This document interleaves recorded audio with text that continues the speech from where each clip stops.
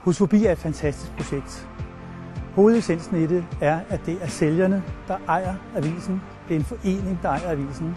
Og at sælgerne hver især oplever, at det er deres projekt, det er deres avis.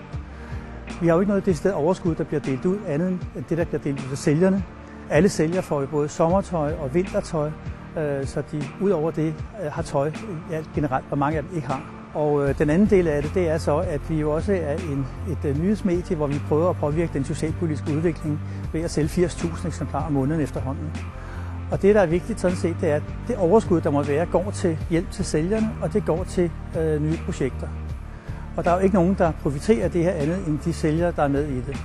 Et godt eksempel på, hvad Husforbi er for et projekt, og idégrundlaget i det, det er, at en grønlænder, som havde ligget og rullet rundt på gaden i mange år, var blevet sælger, og som var kommet på avisen bare på bagsiden som månedens sælger. Det var han så stolt af, så han godt ville have billeder sendt hjem til Grønland, så hans familie og venner kunne se, at nu var han ikke bare hjemløs, nu var han sælger. Og det siger for mig meget om, hvad projektet egentlig primært går på.